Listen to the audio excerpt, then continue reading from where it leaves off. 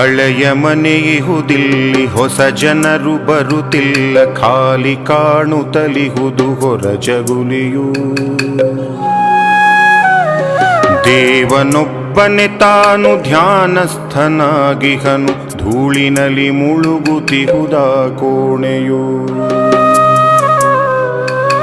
ಹಳೆಯ ಮನೆಯಿಹುದಿಲ್ಲಿ ಹೊಸ ಜನರು ಬರುತ್ತಿಲ್ಲ, ಖಾಲಿ ಕಾಣುತ್ತಲಿಹುದು ಹೊರ ಜಗುಲಿಯು.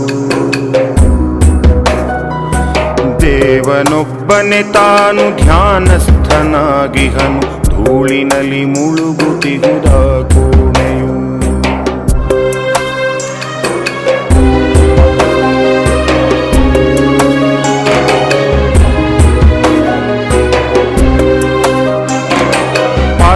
ಪಗಡೆಯ ಸರಕು ಮನೆ ತುಂಬ ಕಾಣಿಸದು, ಮೂರು ಮತ್ತೊಬ್ಬರಿಗೆ ಕಡಿಮೆ ಸಾಕು.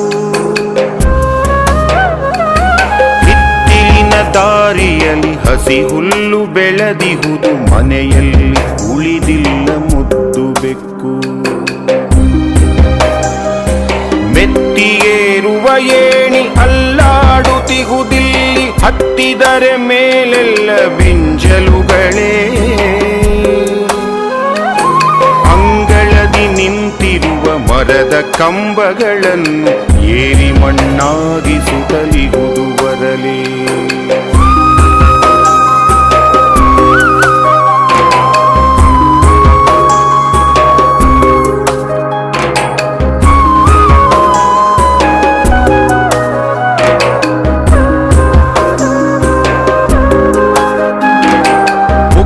ದ್ವಾರಕ್ಕೆ ಮಾವಿನೆಲೆಯ ತೋರಣ ಕಟ್ಟಿ ಸಮಯ ಸರಿದಿರಬಹುದು ತಿಂಗಳಾಗಿ.